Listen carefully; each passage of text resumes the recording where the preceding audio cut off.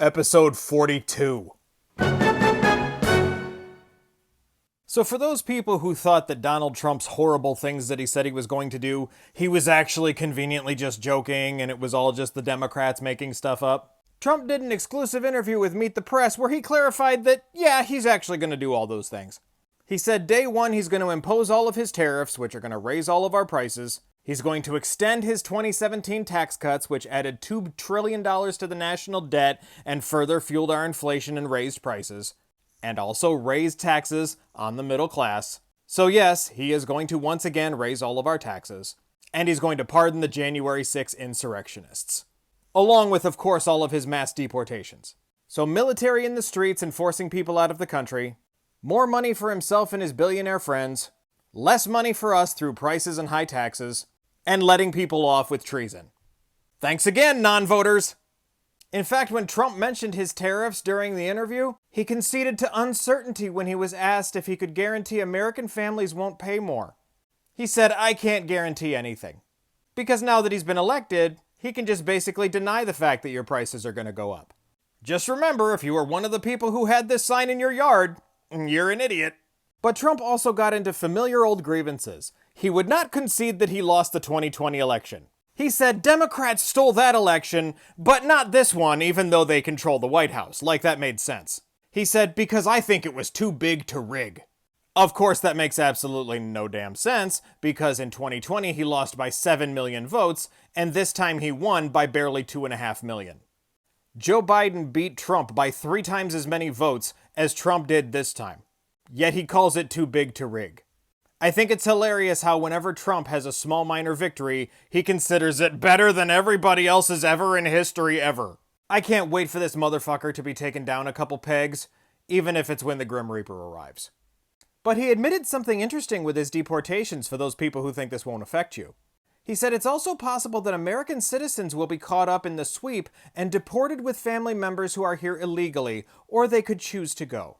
Which means now Donald Trump has moved on from deporting undocumented immigrants to wanting to deport legal immigrants to now saying, yeah, their American families can go too.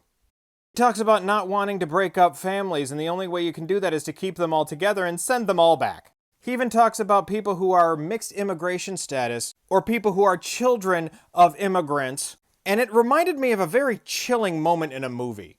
If you've ever seen the movie Conspiracy with Kenneth Branagh and Stanley Tucci, it was an HBO movie, but you could get it on DVD. It's actually a really good movie. It's from like 2001.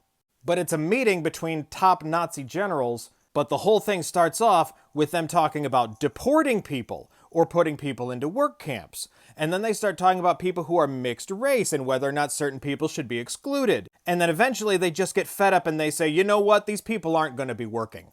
These people are just going to be eradicated, so we don't care what their status is. They eventually got to their point. With so many similarities between right now and 1930s Germany, that terrified me.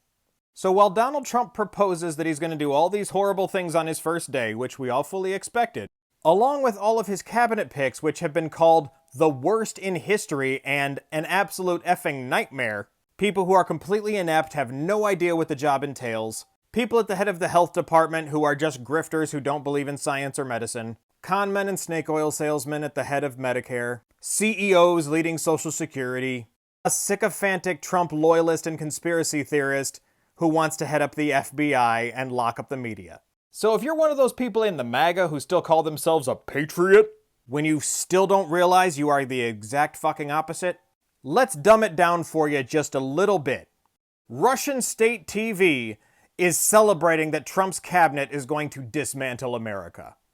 They think it is wonderful that Donald Trump has picked these horrible people who are going to slowly destroy our country from within.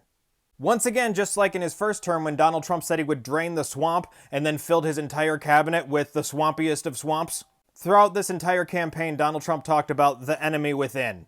Guess who that actually is? Yeah, it's him and his people. The people who give no shits whatsoever about America first. The people who just want to help Putin bring our country down. The people who spent so much time complaining about how government doesn't work, and they solved that problem by filling their government with the most inept, stupid, ineffectual people in history. Once again, Republicans complain about a problem that doesn't exist, and their proposed fix is to make it even worse. But as long as they get richer in the process, they don't really care. And while Trump, Putin, and the GOP are laughing all the way to the bank, I'm going to still forever be cursing the names of the people who decided to not vote or voted third party. Because again, you fucked us.